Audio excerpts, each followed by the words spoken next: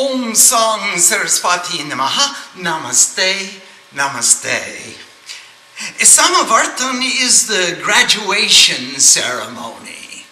And in the gurukul, the guru will determine when a student is ready. And generally, when we live in a gurukul, the guru says, okay, to the student, it's time for you to graduate and to return to your home. So when graduated from studies by the guru, on an appropriate day, the brahmachari sits facing north at the Hawan Kun and says to the guru, Guru Shnashyami. And that means, hey guru, I'm ready to graduate. And the guru replies, Shnahi. And then the brahmachari lights the homa fire, and he does the avahon, and he invites the deity into the homa in the presence of the guru, and then he performs Gayatri Homa. He lights the fire with the mantra Agni Tvam Tejo Namasi. You are the form of the light of purification, and the purifying light of tapasya, of tejaswini, of the light of wisdom, the light of purity. And then the brahmachari makes a puja and offerings to the guru. He gives new cloth, and he gives dakshina, gives some fine food. He wants to say, hey, thank you for teaching me. I respect the teacher, and I respect the teachings, and I appreciate the privilege to have studied with such an example.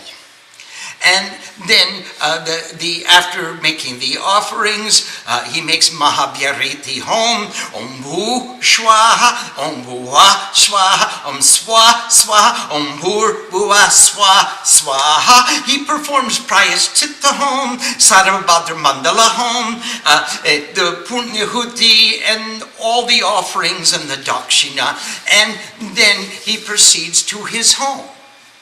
And that is the graduation ceremony. It may be an open invitation, or it may be just a very small and private affair between guru and disciple. It depends. Now, if it's in an institution, it's probably going to be a number of people, a number of snataks, graduates that are working together to perform the ceremony of graduation. Otherwise, it may be a private affair. If it's a small gurukul, then the guru may say, okay, you are a graduate, and I authorize you to teach. You are now qualified to teach this subject. If you want to go home and assume your family business, that's okay. If you want to become a teacher or a wandering mendicant, or to go on for further studies, we will discuss that. So that is generally the process of Samavarttan.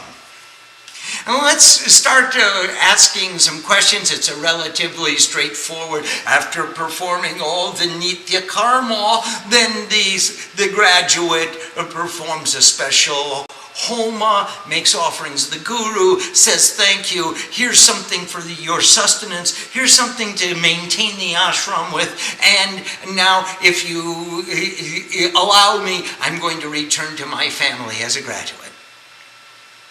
And Nanda is asking, during Vedic times, what criteria was applied to judge if a student is ready to graduate?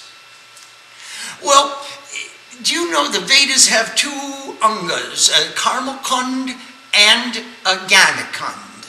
So these are the two different divisions, or the two different aspects of the Vedas. So originally there was the Vedas was one body of literature. We know Veda Vyas is attributed to dividing the Vedas into 4 Vedas: the Rig Veda, the knowledge of hymns; Yajurveda, the knowledge of sacrifice; Samaveda, the knowledge of song; and Atharva Veda, the knowledge of how to apply this knowledge to worldly or to regular life, how the rhythms of life. Now the 4 Vedas were divided into 4 parts. These were called the Vedangas. There was the Shukta, the hymns. There was the Brahmana, which was the text of priestly padhotis. How do you perform which puja, which is what we're discussing right now. There was the Aranyak, which was the stories of the rishis in the forest, in the Aranya. And then that was the application. And there was the Upanishad. So each of the 4 Vedas had 4 parts: hymns, stories, a priestly code or puja padhotis, and philosophies. So now there are 16 bodies of literature to understand. Now each of the rishis divided themselves into shakas. And they are the branches of learning of the Vedas. So one rishi's lineage took one Veda, and another rishi's lineage took another one. And one of those lineages, one branch, took the Shuktas, and one branch took the Brahmanas, one branch took the Aranyaks, and one branch took the Vedanta. So the Darshan Shastra. The philosophy. So as through the times these branches got thinner and thinner, they moved away from the trunk, and they became shakas, and the branches, and each branch was presided over by a gotra. So by knowing your gotra, you can know your lineage, you can know which shaka, which branch you came from, what was the specialty of the branch. And then you could trace your route back to the original Saptarishi, the 7 rishis who knew all the Vedas by heart. So now, how did the guru understand when a disciple was ready to graduate? When he understood his shaka, when he could demonstrate, or she could demonstrate, the knowledge of that shaka, and the knowledge of that branch, and the knowledge of the pujas, and the overview of Sanskrit. You know, there's 6 basic subjects when we study Sanskrit. There is Vyakaran, which is grammar; Ucharan, which is pronunciation; Itihas and Sahitya. One subject, these are actually one subject, literature and history, because we only study the history through reading the literature. So the study of the literature is the study of history. They're combined. They can't be segregated. So it's one subject. And then you have Darshan Shastra, which is philosophy. You have Jyotish, which is astrology. When is the appropriate time to perform which puja? And then the last but not least is Padhoti. Actually, Padhoti is another name for Tantra. Now remember, Tantra means to weave, like the warp and the woof of a cloth. And this Padhoti says, this mantra will be pronounced in this way, with this grammar, with this meaning, with these philosophical implications, as was performed in ancient literature in this historical context. And we will do this at the present astrological configuration, and this will be our offering. So Padoti is the synthesis of all the branches of knowledge into one offering. In other words, when you speak a mantra, the mantra is, the grammar is inherent within the mantra. You will learn the grammar in order to learn the meaning of the mantra. You will have the pronunciation. You will understand the philosophy. You will understand who pronounced this mantra in what context, in what situation, what circumstances prior, and that's why we're doing it ourselves today. You will understand when to do it, what astrological jyotish, what astrological configuration is appropriate for this offering, and now we make the offering that is called padoti. The synthesis of all these different branches of knowledge. Now, when the guru sees and feels the sincerity of the disciple, that they are competent, they are understanding, they've got the bhavana, they're projecting their heart into the subject, that is a time to say, okay, do you want to go further or do you want to go home? And many disciples will say, okay, Guruji, that's enough. I'm going to go take care of my family and take care of my family responsibilities and help out with the family business or help out on the farm. And I'm going to do, I have sufficient spiritual knowledge to put my material life into the context of spirituality. And other students will say, I will graduate from these courses and I'm going on to advanced studies. Or a few may say, I just want to be with you. So, according to this criteria, the guru will understand. Now, of course, in modern education, which is not conducted inside a gurukul, then the dean of the school or the organized body which is empowered to judge will give it an examination on so many subjects, and that will be the criteria by which we graduate. In either case, we want to perform the same yajna and the same dakshina and the same appreciation to the teachers. Don't want to just walk out of the classroom and say, okay, I'm out of here. This place is history. I want to say to my teachers, I hope that I learned sufficient knowledge to represent you in my worldly conduct.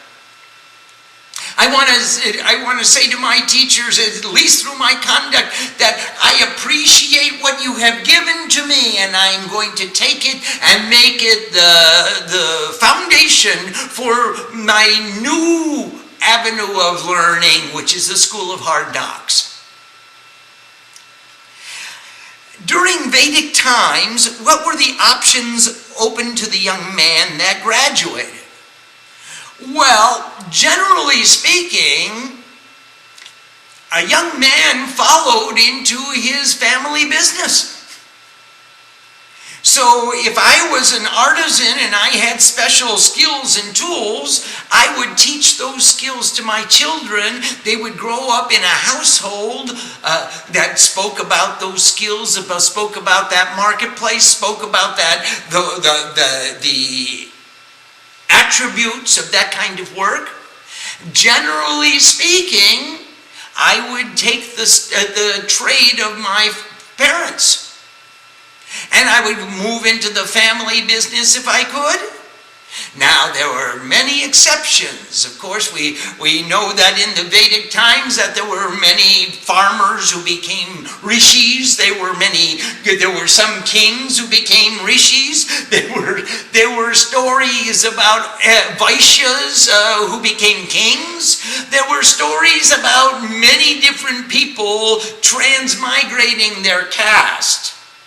But as a general rule, when I grew up in a family listening to the conversation, and my dad from my young childhood would say, hand me that tool, I knew all the tools of his trade. It was most natural for me to evolve into his trade. That was sort of like the guild system of ancient Europe. People just naturally gravitated to the trades of their families. So those were the most prevalent. But there were some people who said, I am in love with this knowledge. Remember the conversation between Shukdev and Janak the king, where Vedavyas was Shukdev's father. He said, son, you're a graduate. Now you're home from school. It's time for you to marry and go to work. And Shukdev said, wait a minute. Why shall I get married? That's a bondage. If I don't have a wife, I only have myself to care for. I can find something to do anywhere I go and feed myself. But if I have a wife and I have children, I got to have a house, I got to have a regular income. And you see, I'm a Brahmin. And what does a Brahmin do for a living? A Brahmin does pujas. So I have to go to the home of the wealthy and stand outside their door and say, hey, would you please give me some dakshina so I can do puja for you? He said, what a catastrophe. What a catastrophe. What kind of life is that? Having studied with Brihaspati, the guru of the gods, and have conquered my senses and studied and become knowledgeable, practiced, and well-versed in the scripture. Now I'm going to go stand outside some rich man's house and say, let me worship for you, please give me dakshina. This is an insult to the knowledge. Let me not marry, let me not have children, let me be by myself. I can worship for myself, and certainly something is going to come to me so that I can feed myself. Vedavyas said, you remember the dialogue. It's one of the great dialogues of all the Puranas. You can find it in the Swami Purana. Vedavyas said, you please go see my disciple King Janak in Mithila, and he will explain to you what he's doing.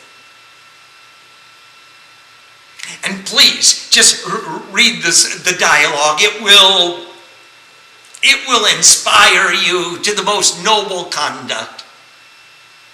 So, to make a long story short, Shukdev married and had children, and he ascended to heaven, having completed his karma. Without complaints. Without complaints. Devi asked, Namaste Devi Maa.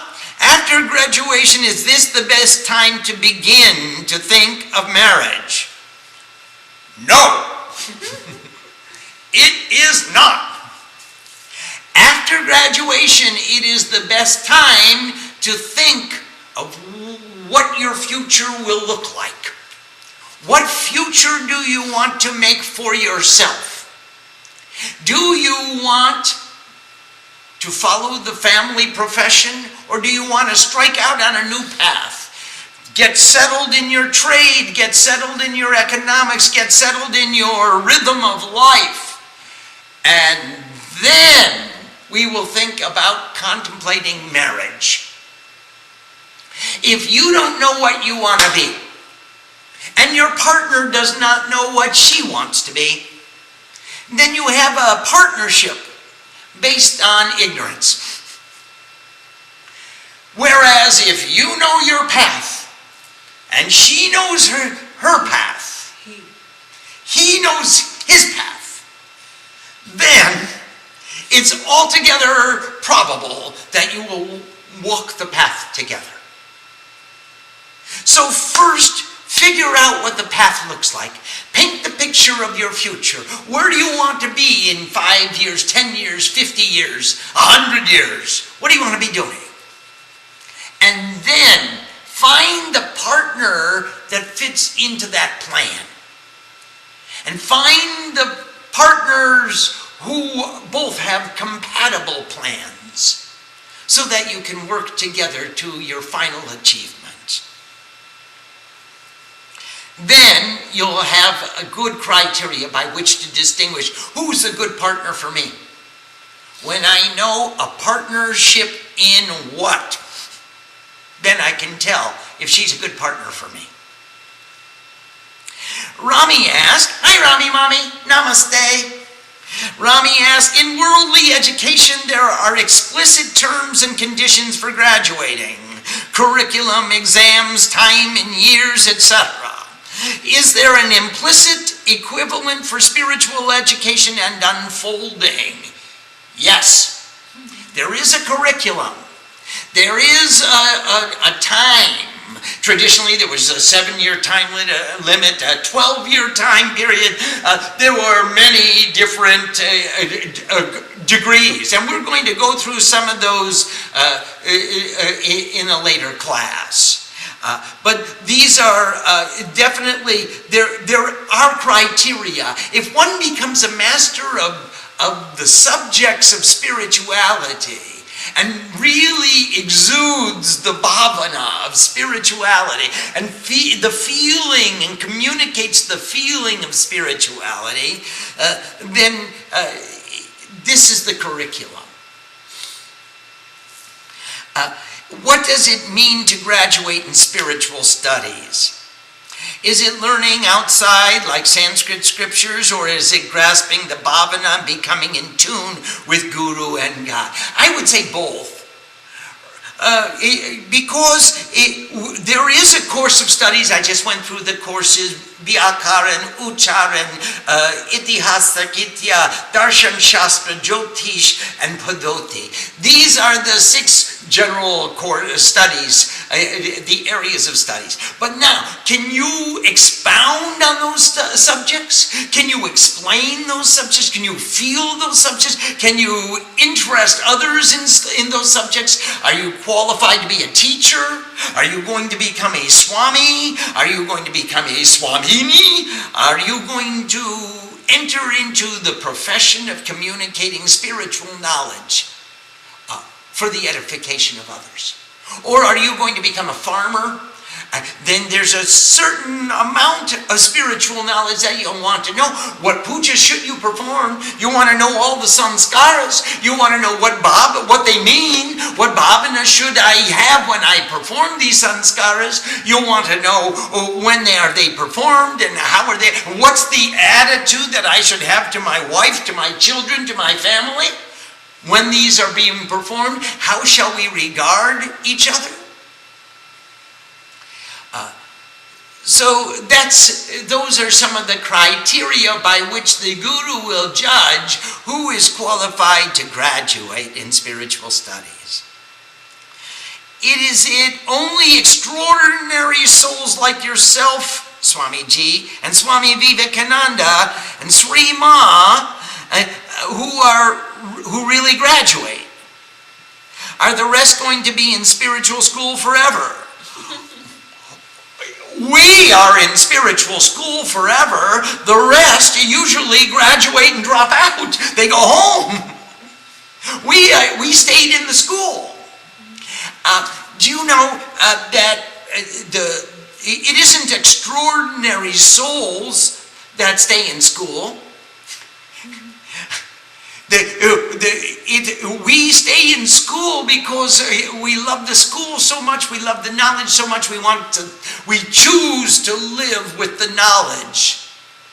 And it's a choice we made. They said, you graduated. And my guru even said, you're a Swamiji and you're authorized to teach. Now that was the first of many initiations. The most important initiation that I've received is the students that said, you have something I want to learn. It's one thing to say, okay, I can go out and teach now. In Bengali we say, Guru hoche lak lak, Shisha hoche ek. There are hundreds and thousands of gurus you'll find, but to find one disciple is very difficult. We in this school want to be disciples. You are the gurus. You're making me translate all of these mantras every day and type them out and try to format them in a way that it's presentable and intelligible to the next generations. You are asking the right questions. That's how you are the gurus. We are the disciples because we're trying to find the knowledge. So we are in spiritual school forever. And most people went home and said, I've had enough. Enough of those gurus, enough of that school, enough of these disciplines. It's easier to work in the world. I'm going to get a job. I'm going to Mama's farm. I'm going to go on and I'm going to go to the institute. Will we keep getting the same lessons in life, learning to become more selfless till we learn them and graduate? There's a degree that comes from the school of life. And actually it's called death. And we are students in that school until death gives us we got a death certificate, and that's really the graduation certificate. When you get the graduation certificate at death, then it's awarded posthumously. And as soon as they inter us or cremate us, then we graduated. The rest is the school of life. It's a school of hard knocks. We're going to learn from every experience in life. And that's what's going to make the difference for us. That we look at every experience in life as a learning experience. Nanda, are there any more questions about Samavarttan? Yes, Swamiji, we have quite a few. Well, let's go and see if we can't answer some of them. Question from Dan from New Jersey. Namaste, Dan. Can you please explain Sama and Vartan in this context? Yes, Sama, of course, means equilibrium. And Vartan means to exist in equilibrium. Your graduation certificate is the maintenance of your equilibrium. You've got the balance. You've completed your understanding of the balance, the perfect equanimity, the perfect equilibrium, maintaining your center in every opportunity, in every circumstance. This is the Samavarttan. Nanda? Dan is asking, is it common that brahmacharis have not had the ability to stay in touch with their parents during the stay at the Guru's ashram, or do they have the ability to keep in touch? Oh, they have. Of course, in more modern times, they call regularly. However, in ancient times, there wasn't a telephone system. They could send letters. They kept in communication. And of course, there was visitation, and there were extreme cases where people went into cloister and they kept their brahmacharis perfectly cloistered. But even the brahmacharis went off to beg every day. So they would go to the nearby villagers, and the villagers felt privileged to support the ashram, so that they would give some food or give some grains or give something to the brahmacharis who would come to the city every day and say that, look, the future of our civilization is invested in the youth. And if we support the institutions of learning, we support the guru and the gurukul, then we're supporting the future of our civilization. So this was an honor to participate in maintaining the ashram. And so everyone wanted to participate. If they had some extra rice, they had some extra dal. Even in my younger days, I used to go out and we would collect ghee and wood and materials for Guruji's sacrifice. And we would take a bullock cart into the countryside, and we would go from farm to farm and sing and do kirtan until they came and gave us something, made an offering to the yajna. And people felt so privileged and so pleased that we had come. Either that, or they were giving us something, some offering to get us out of there because they didn't like my singing. One or the other. But they would make an offering to support the ashram and to support the yajna. And even today, many ashrams subsist on such a program. Nanda? Was it difficult to give dakshina during graduation? And if so, what kind of dakshina was considered appropriate? Whatever is appropriate according to your capacity. If you have special strength, if you have special skills, you can use those skills and give them to the guru on behalf of the ashram. If you come from a wealthy family, you can make an endowment. If you come from a middle class family, you can give something. Certainly you want to give a piece of cloth, a blanket, a pot, something of value to say to the guru, hey guru, this is a value to you. What more do you want from me to discharge me from my debt to you for all the gift of knowledge that you've given to me?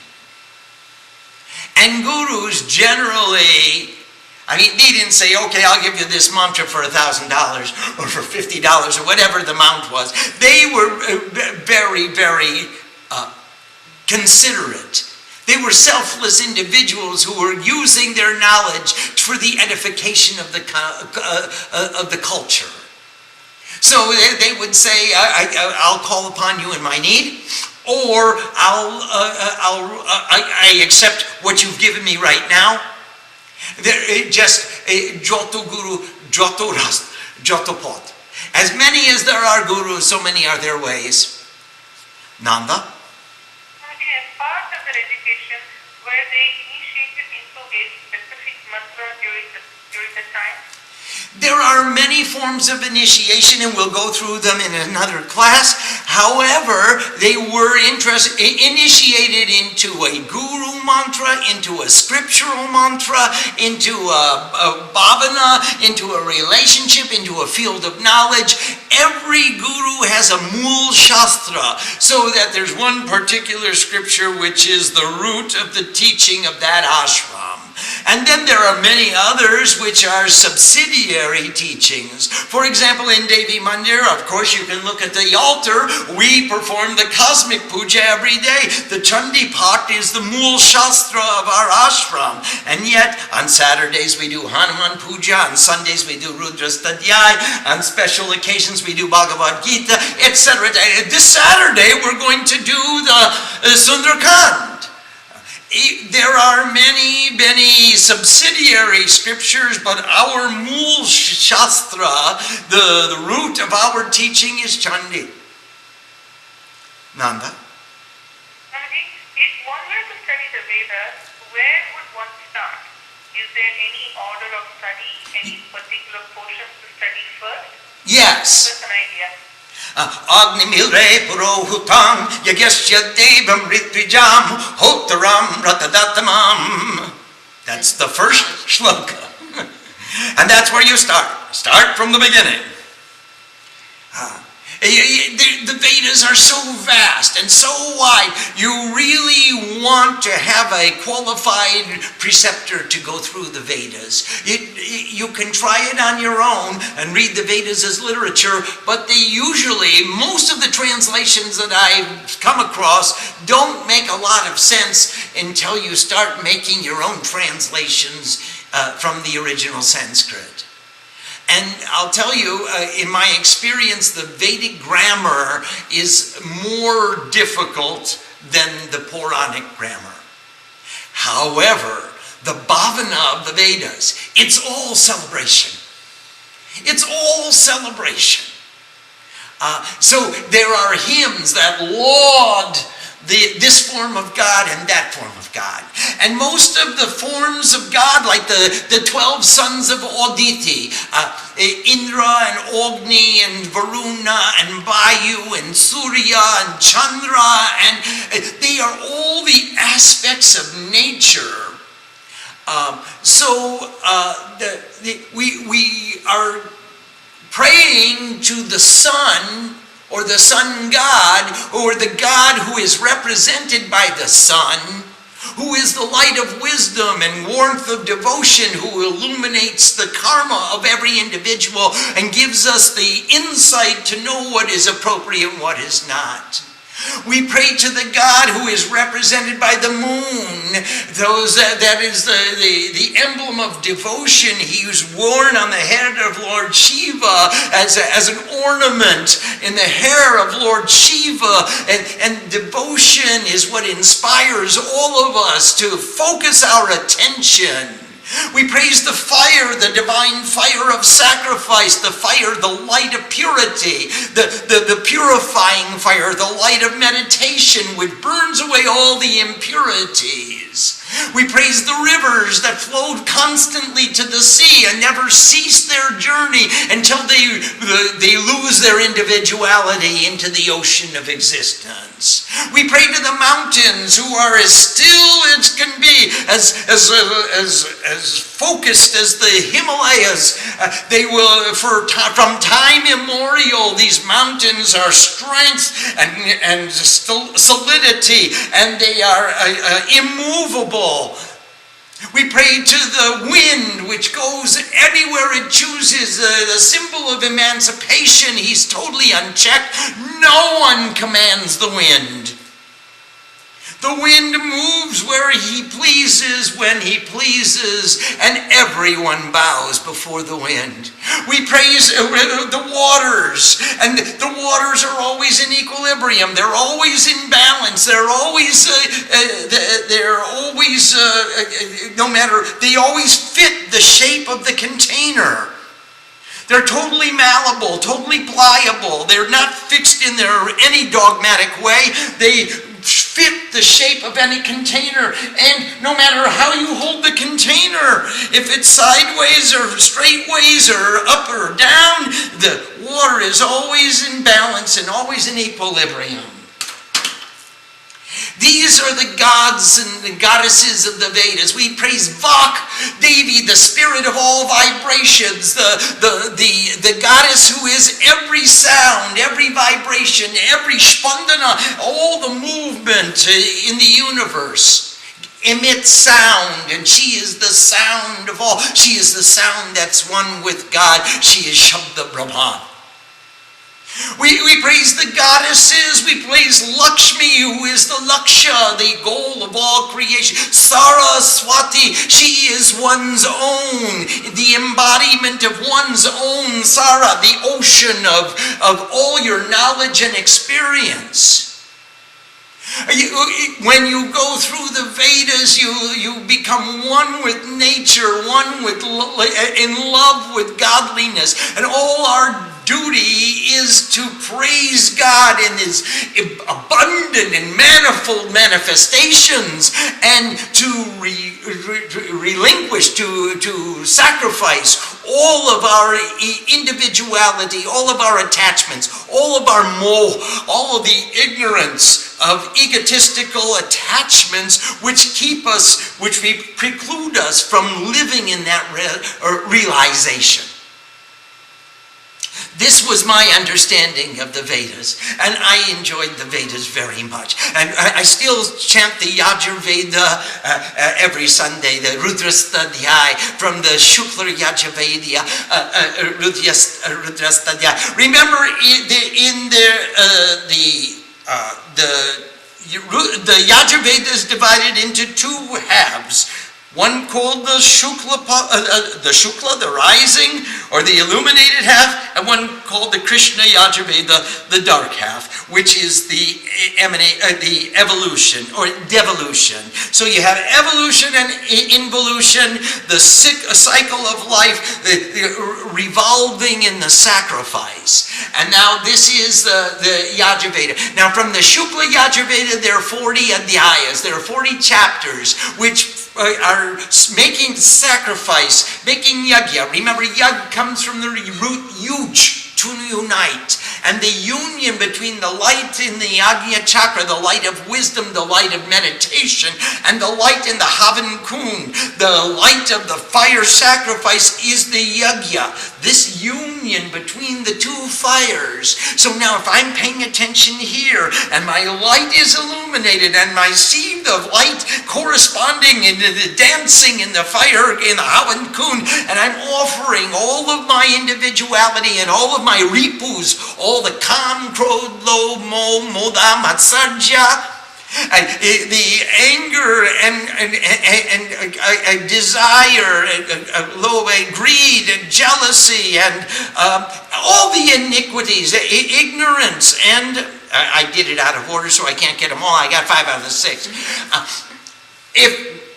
If I can offer all of those ripus, all those limitations to my pure consciousness into the fire of Agni, the purifier who burns to incognition all the dross of individuality, all the worldliness that precludes me from uniting with God, I'm burning them. That's the yagya. Now, from these 40 chapters of the bright book of the yagya of self-sacrifice, we take the 8 chapters of Ashta Adhyaya, Rudra Ashta Adhyaya. There are 8 chapters that particularly pertain to Rudra or Shiva.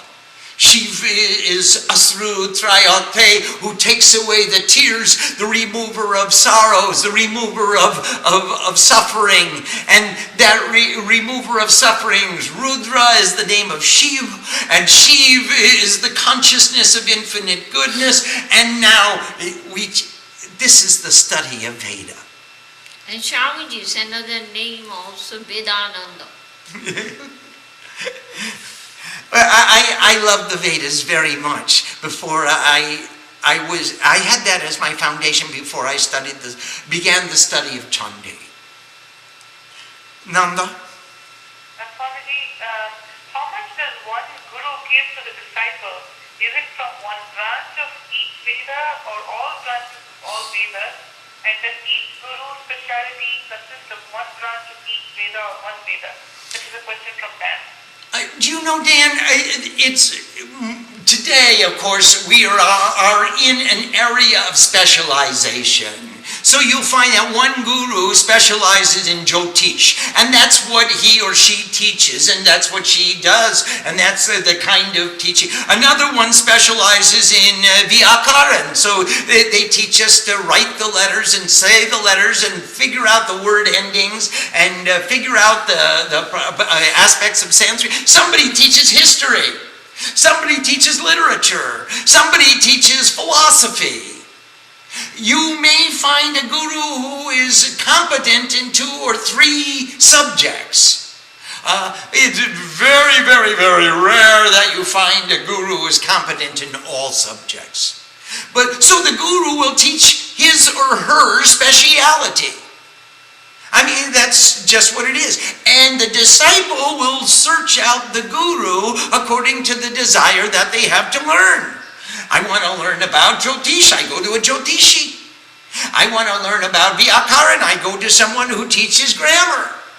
I want to learn about history, I go to a history class. I want to learn about Padoti, I go to someone who's a pujari in a temple. And I want to learn about more subjects than that, then you'll choose out a special relationship with a special guru. For example, Shree Maa. She, by her being, just by her being and her presence, she teaches the philosophy, she teaches the systems of worship, she teaches enough of pronunciation so that we can pronounce the mantras correctly and understand what we're saying. She teaches enough. She teaches many subjects. So those are very special gurus. There are other gurus who just sit on the throne and give blessings and don't teach anything. Those are other gurus. So you will gravitate towards the guru who manifests for you the example of what you want to learn and what you want to become and how you want it to look as you evolve in your spiritual path. Nanda? from New Jersey. Namaste, Ambika Ma. Namaste, Sham. Our discussion tonight talks a lot about studying the Vedas. Should the study of the scriptures be concurrent with this study? Well, Vedas is a generic name for all studies of wisdom. So we got off by studying, talking about Vedic times and Vedic graduations, and now we can talk about how you can use these same ceremonies to graduate from college, or to graduate from graduation from grad school, or you can use this same format to graduate from religious training school or from yoga school. Why shouldn't you go to your yoga teacher and bow down and say, thank you very much, I'm now a competent yogini, and I offer you, here's a gift, here's a cloth, here's a respect that demonstrates my appreciation. What's the harm? Everyone will enjoy. And then perform the yajna, and then perform the ceremony, and then perform the offering, and then bow down to your teacher and say, please, teacher, you gave me the knowledge, now give me the blessing that the knowledge stays here. Please. It's something our children can perform as they go through high school. Go to your teachers and say, here's a cloth for you. I really enjoyed your class. I appreciate your contribution to the edification of my life. I'm not saying polish the apple every day. However, when you're going to graduate and you're going to go forward, there's no harm with turning around to where you've been and say, wow, you guys have empowered me to make the next step of my life. And I appreciate that and I respect that, and here is a token of my respect. I worked for this to give to you. I made this to give to you. I'm giving to you something of value from my heart as a token of my respect, because I've been empowered by you. You didn't diminish me in any way. You empowered me. Nanda? This is Kumari from Canada. Hi, Kumari Ma. Namaste. How long did the brahmachari period last? Would the students sometimes stay on with the guru? Kumari Ma, oftentimes they tried to divide the human life into 4 periods, and we'll get into this later, 4 periods of 20 years each, approximately, más o menos. A little bit more, a little bit less, but about 20 years each. 20 years you're a brahmachari, 20 years you're a grahasta, 20 years you're banaprashta, and the 20 years, or the rest, you can be sannyas. We will come back later to this subject. So generally speaking, somewhere between 18 and 25 would be appropriate for the brahmachari phase. Nanda? Ambika is asking, there is so much to learn, it seems it might take more than one lifetime to understand everything.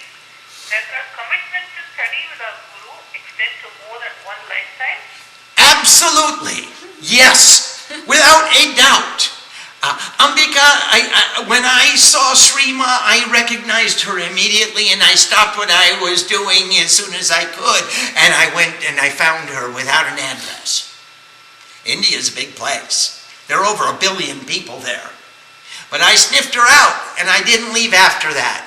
I recognized the source of my inspiration. I recognized the example in my life, and I know it had to have come from some previous experience. When I first went to Bokreshwar, a little village in West Bengal, in the interior of West Bengal, I knew the layout of the land, and somebody I met, Shushil Baba, he would guide me around. I said, this doesn't look right. I thought the river was on that side, and he said it was, but 20, 30 years ago, the the Army Corps of Engineers rerouted the river for a flood control plane, and I said, there's an old cremation ground on that side. And he said, yes. And I said, let's go sit there. So there were certain things that I had experienced before having this body, and I must assume that it had came from a prior incarnation. So for me, there is no doubt that before coming into this relationship and before coming into relationship with all of you, I must have had some relationship with you. You must have had some relationship to us, to even all the way around the world through these electronic devices. We're coming together. Nothing can keep us apart. We're transcending distance. We're transcending boundaries. Look at you can hear me. You can see us. We can communicate and share even at a great distance and incomparable difficulties we've surmounted in order to continue this dialogue. And I have every reason to believe that it's not going to stop right now. I can't imagine that it would stop right now. It just doesn't seem logically possible to me. Nanda? This is from Ravi from North Carolina. Namaste, Ravi Baba. Namaste, Tejaswini. As long as we are not full and complete in our spiritual knowledge, what should we keep in mind if we want to explain our limited understanding to family and friends? You can keep in mind that I'm a child of God and I don't have all the answers, but I am trying to learn more and cultivate more and practice more and improve myself.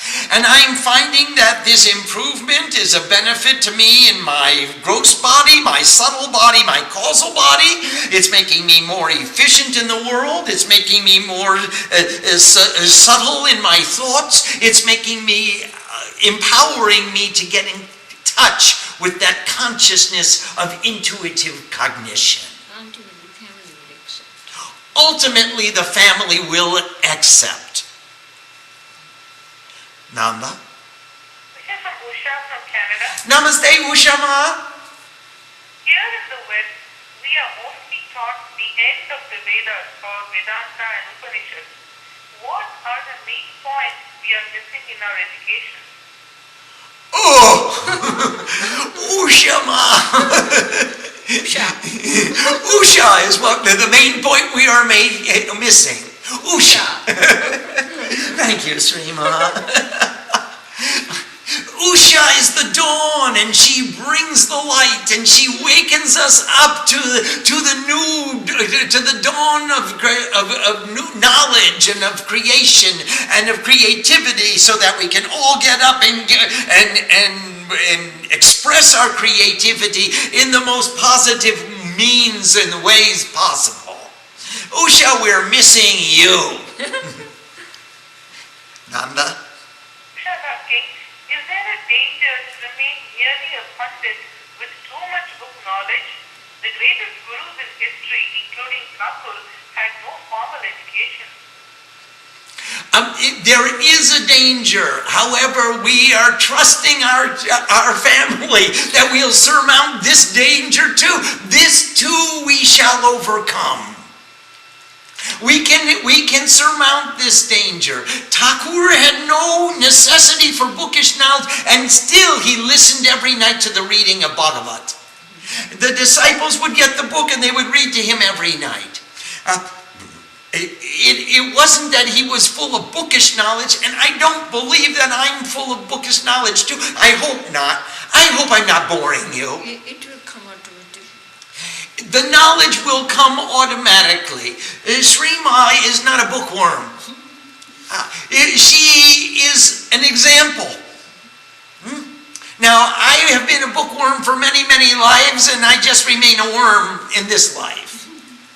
But I grew up with my nose in books, and I love them because they empowered me to have the best friends all around me that I could possibly conceive. And there I was sitting in my little cave surrounded with the greatest satsang. I was alone, but lonely. So it was always a delight to study and learn and cultivate this knowledge and practice it, but it's all about the bhavana. I used to get up and dance with my books. And everyone said, the Sahib has gone crazy. He's a little bit wacko. He's dancing around his room with a book.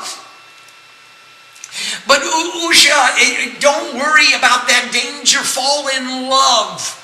Allow yourself the privilege to fall in love.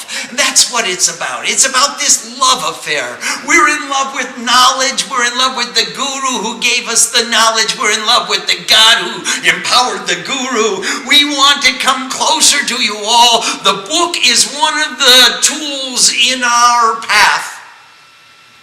Regard it with respect.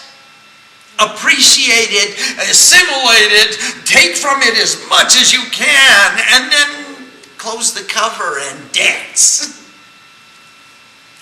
Nanda?